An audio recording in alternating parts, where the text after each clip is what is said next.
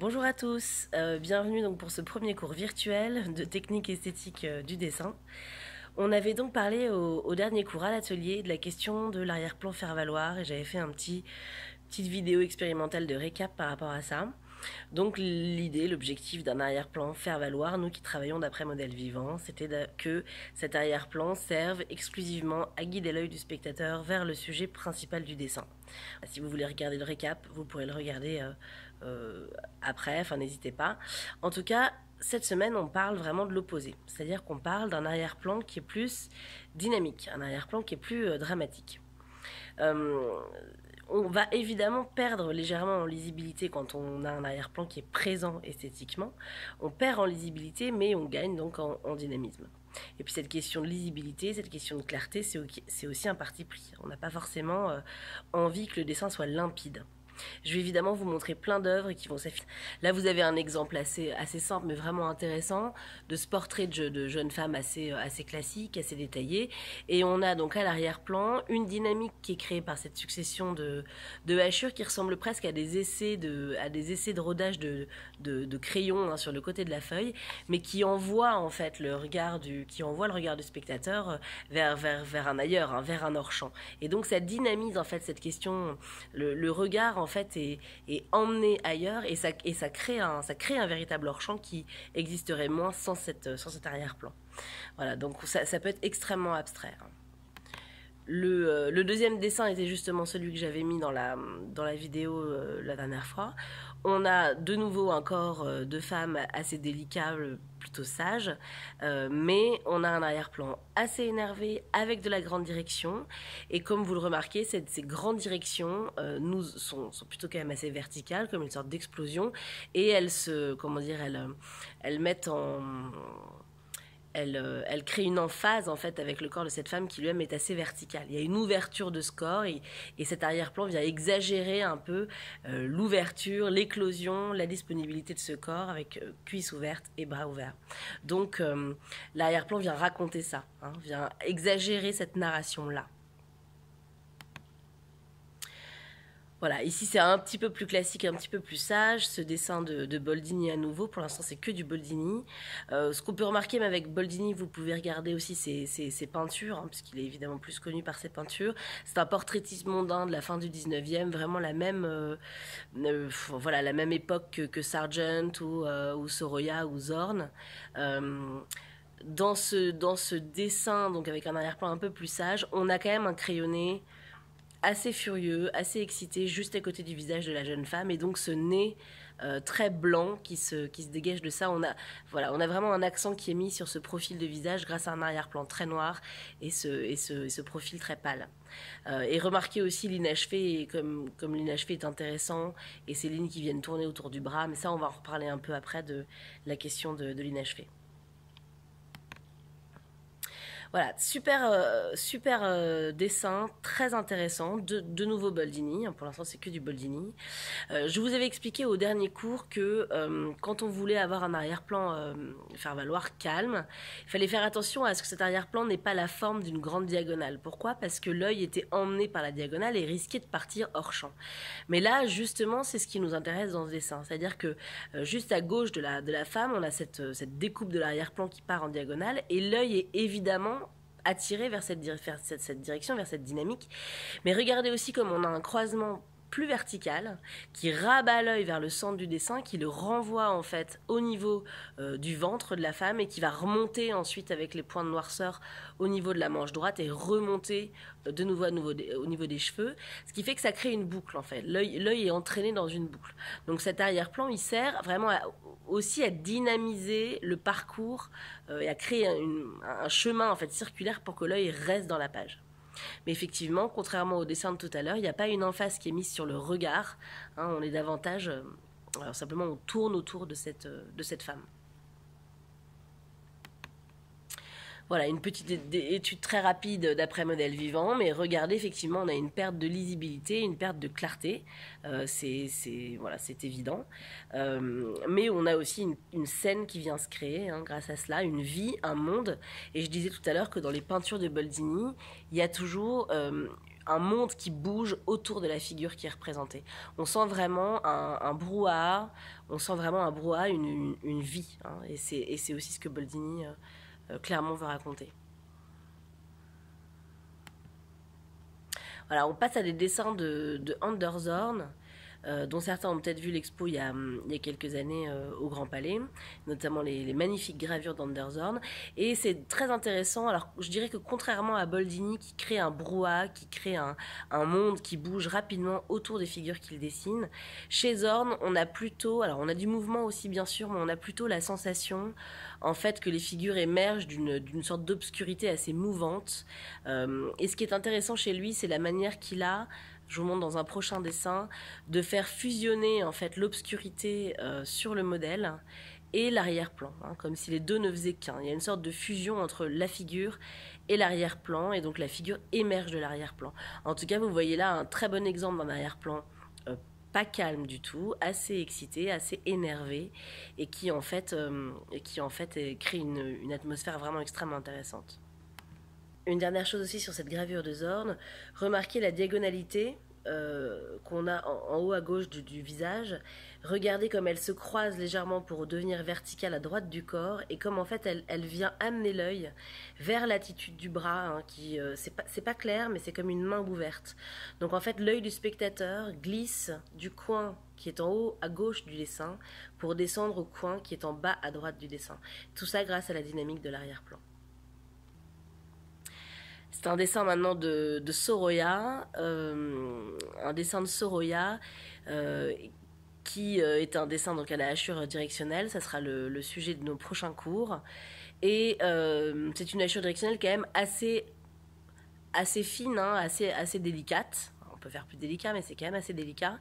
Et regardez cet arrière-plan qui est un peu comme une auréole autour du personnage, qui est très systématique comme ça, un peu autiste, très systématique, très rapide. On sent que ça a été fait avec rapidité, avec assez de nervosité. Et regardez comme cette espèce d'auréole vient justement accentuer la délicatesse de ce buste, et aussi la détermination de la pose, hein. On a quelque chose de puissant qui se dégage de ce corps grâce à cet arrière-plan un peu excité.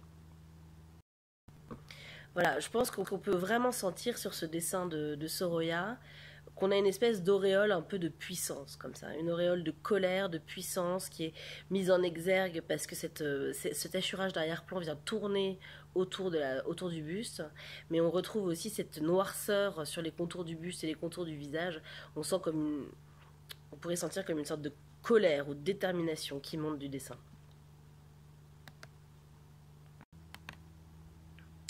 Un dessin de Sargent, cette fois, qui rejoint un peu ce que je disais tout à l'heure par rapport à Zorn, où l'obscurité de l'arrière-plan se confond avec l'obscurité sur la figure.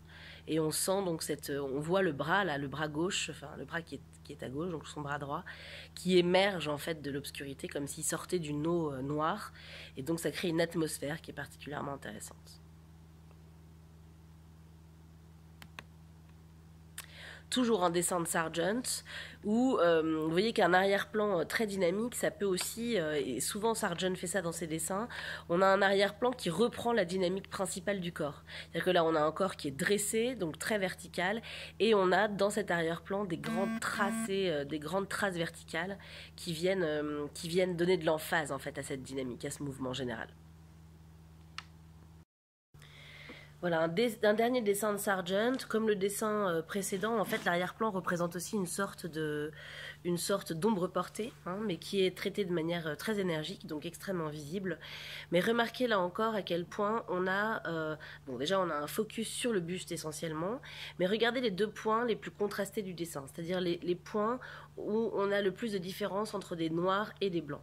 On a d'abord l'épaule. Regardez au niveau de l'épaule, arrière-plan très sombre, liseré de lumière sur l'épaule très clair. Et regardez à nouveau l'autre épaule, on a la tête qui est très sombre avec la main très claire au-dessus et l'épaule très claire en dessous. Donc on a vraiment l'œil qui est guidé, l'œil du spectateur qui est guidé à cet endroit-là. Ce qui est intéressant aussi avec cet arrière-plan traité en trame, comme ça, en trame diagonale, c'est qu'il vient reprendre le balayage qu'on retrouve sur le corps, donc qui crée lui aussi une grande dynamique d'ouverture avec ce buste qui est tourné vers la droite.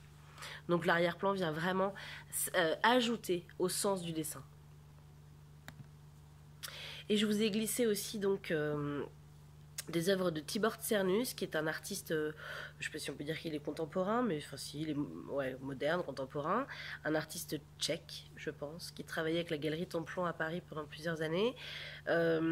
Et donc, c'est de la couleur, donc l'œil est attiré par la couleur également. Nous, on ne parle pas de couleur dans ce cours, mais regardez cet arrière-plan qui est très laiteux, comme ça, très abstrait, très perdu, et qui vient créer comme une sorte de cocon, une sorte d'enveloppe rassurante autour de la figure, qui elle-même est recroquevillée, et donc encore une fois ça vient ajouter au sens du dessin. Voilà, vous avez le droit d'être extrêmement abstrait, hein, sentez-vous très libre. Le dernier type d'arrière-plan qu'on n'a pas étudié encore nous en cours, notamment parce qu'on est essentiellement dans un travail avec modèle vivant, c'est un arrière-plan narratif, hein, bien sûr, avec une scène particulière, un contexte, une pièce, des meubles, une rue, un paysage, voilà, ça on n'en a pas du tout encore parlé. Hein. Voilà, on passe maintenant au deuxième sujet du cours, qui est ce que moi j'appelle peut-être un peu pompeusement, mais c'est parce que ça fonctionne, les mots ont un impact, ce que j'appellerais moi un focus dramatique dans le dessin. C'est-à-dire, comment dire, comment expliquer que ce que je dessine là est plus important que ce que j'ai dessiné à côté. Plus important, après vous mettez ce que vous voulez derrière le mot importance. En tout cas, on a ici un absolument sublime dessin de Charles Lebrun. Je pense vraiment que c'est un de mes dessins préférés de Charles Lebrun. Donc un dessin à la sanguine, très bien, de cette femme qui vole, hein, je pense clairement elle vole. Je ne sais même pas de quel tableau il est tiré, je pourrais faire des petites recherches. En tout cas, cette femme, regardez à quel point on a un inachevé intéressant au niveau du milieu du buste. Qu'est-ce qui s'est passé en fait? Il a d'abord construit avec légèreté l'ensemble de sa figure. Hein. C'est-à-dire que le travail de construction, il est léger. Voilà. Il est léger, il n'est pas grossier, c'est juste qu'il est temporaire. Voilà. Et puis, il est venu monter uniquement la partie du visage et du bras et ce pied à gauche qui est très surprenant mais qui crée un équilibre magnifique et qui vient lui aussi nous rappeler la diagonale, hein, qui vient du coin en bas à gauche du dessin vers le coin en haut à droite. Voilà, donc le dessin crée comme une croix, hein, grâce à cette grande diagonale, puis la dynamique du bras qui crée une diagonale dans l'autre sens. Donc on a en fait vraiment l'œil qui balaye la page grâce à cette diagonalité, et il est resté volontairement inachevé au centre du corps, et vous voyez que ça ne choque absolument pas l'œil, c'est vraiment intéressant, ce qui donne aussi vraiment beaucoup de mouvement. Et le visage et le bras et le pied sont beaucoup plus détaillés. Donc évidemment, l'endroit qu'on regarde le plus immédiatement, c'est entre le cou et l'oreille, c'est l'endroit où on a le point le plus noir dans le visage. Et juste après, ou juste avant, on regarde le front qui, lui, est retouché au blanc avec un éclat de lumière. Le dessin de Degas que j'avais déjà glissé dans la dernière vidéo. Et là encore, regardez comme la construction est vraiment très ébauchée. Hein. Là, il y a des repentirs, la construction est même pas si légère que ça, elle est assez grossière, ce qui est normal, c'est un travail de construction. Mais il est revenu, il a repris, il a monté la partie du buste et du bras. Le visage est lui aussi relativement inachevé. Et donc l'arrière-plan vient uniquement accompagner la zone qu'il a voulu détailler.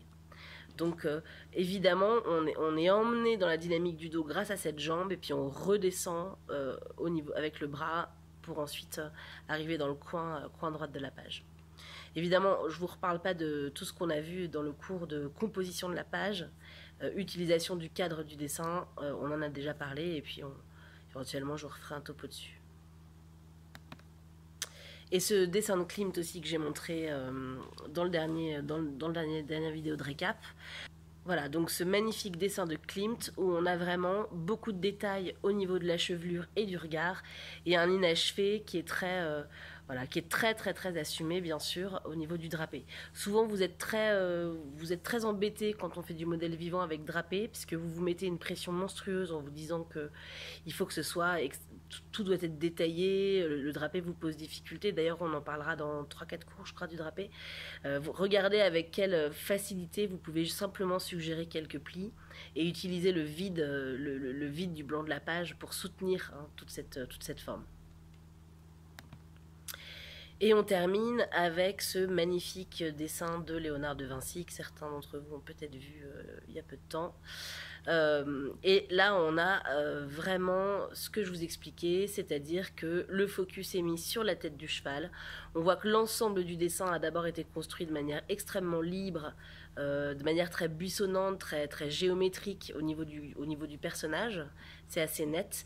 Et puis le cheval, lui, a été monté, a été détaillé. Donc évidemment, l'œil du spectateur se pose sur ce cheval et on n'a aucun problème à accepter que le personnage soit moins détaillé. Il en va de même pour les jambes arrière. Voilà, donc l'objectif pour moi de vous montrer ces dessins, c'était que vous compreniez qu'on n'est pas du tout obligé de tout traiter de la même manière quand on dessine. Souvent vous vous dites j'ai pas fini, vous voulez tout traiter avec autant de détails, mais c'est justement intéressant de ne venir mettre un focus que dans les zones qui vous intéressent. Voilà. Et ça, l'objectif du cours de ce soir, donc, c'est travailler cet arrière-plan dynamique et c'est travailler aussi la question de l'inachevé, mais pas sans se poser de questions. De se poser, il s'agit de se poser la question de l'inachevé, mais pas de manière servile, pas histoire d'eux, hein. C'est-à-dire de sentir dans la pose d'un modèle, même si l'on n'a pas ce soir, de sentir dans un document quelles sont les zones qui font sens pour vous, quelles sont les zones qui vous font palpiter, qu'est-ce qui vous attire, qu'est-ce que vous avez envie de raconter, et à ce moment-là de mettre l'accent dessus. Donc on met l'accent dessus en montant davantage au noir, en précisant davantage, en isolant davantage grâce à l'arrière-plan. Donc je vais vous montrer les images avec lesquelles on va travailler ce soir. Alors, qu'allons-nous faire ce soir? Je vous ai préparé des documents que je vais vous envoyer que je vais vous envoyer par email ou que je vais vous mettre sur une page de notre site. Vous saurez ça bientôt. Et je vous ai sorti des peintures et pas des photos, hein. Déjà parce que c'est quand même assez compliqué de trouver des belles photos de nu. Je vous ai mis du nu puisque je me suis dit que ça vous dépayserait pas par rapport à ce qu'on fait d'habitude, mais progressivement on va aussi en profiter pour sortir du nu tant qu'à faire, puisque ça nous permet de faire autre chose. Donc je vous ai mis comme document de référence des peintures très académiques de nu, des peintures 19e. Là c'est une peinture de William Etty, qui est vraiment une pose, c'est vraiment une pose très intéressante, puis vous avez des beaux travails de lumière, de contraste. Et ce que j'aimerais que vous fassiez sur cette peinture, ainsi que sur les deux prochaines, voilà, c'est une peinture de Jacques-Louis David et une peinture de Jean-Baptiste Édouard Détail. Voilà, là on va travailler ce soir de la manière suivante. On aura à peu près 20 minutes pour chaque dessin que je vous tronçonnerai un peu, hein, sur le groupe WhatsApp. On va vraiment essayer de se discipliner. On va faire 5-7 minutes de construction, voilà, 7-10 minutes de valeur. Et on va travailler des possibilités d'arrière-plan dynamique pour venir jouer avec l'attitude et pour venir mettre en exergue l'attitude. Alors, dans une attitude, il y a plusieurs attitudes. Là, si on regarde cette peinture de détail, on a à la fois une direction de regard, une direction de buste, une direction de jambe. Donc, en fonction de ce qui vous intéresse dans la pose, de venir chercher, donc de venir travailler cette question de l'arrière-plan dynamique. Donc, perdre éventuellement en lisibilité, mais pour gagner en vivacité et pour gagner en sens. Voilà, donc vous pourrez, évidemment, il faudra que vous réfléchissiez, hein, à chaque fois à ce que vous ressentez de ces peintures pour pouvoir travailler. Et puis enfin, sur les 2 dernières heures de la séance, une fois que vous aurez donc regardé ce tuto, quand on se sera retrouvés et qu'on aura commencé à travailler ensemble, on passera un temps de travail un peu plus long et on va s'intéresser à cette peinture donc de Napoléon traversant les Alpes. Je crois que c'est comme ça qu'on dit, Crossing the Alps, je ne sais pas comment on dit. On va s'intéresser donc à cette peinture de Napoléon traversant les Alpes de David, cette peinture que tout le monde connaît, je pense, qui est déjà elle-même extrêmement riche et dynamique. Évidemment, on a l'attitude du cheval, le bras dressé de Napoléon, son regard qui tout de suite interpelle le spectateur. Et donc, cette peinture de David, ainsi que une descente de croix, enfin une dépose de croix de Peter Paul Rubens, et une autre version du même tableau, On viendra travailler en pause plus longue et on s'intéressera vraiment à la question de l'inachevé. Voilà, qu'est-ce que je raconte, qu'est-ce qui m'intéresse, qu'est-ce que je décide de raconter et qu'est-ce que je délaisse, voilà, qu'est-ce que j'ai moins besoin de venir représenter. Et évidemment, on essaiera de faire en sorte de jouer avec l'arrière-plan, la précision, le contraste, le cadrage aussi, pourquoi pas. Par exemple, dans les œuvres de Rubens, vous n'êtes évidemment pas obligé de raconter toute la scène. Vous pouvez utiliser l'interaction simplement de 2 personnages ou 3 personnages, ou même un seul personnage. Aucune contrainte, en revanche, donc dans les cadrages.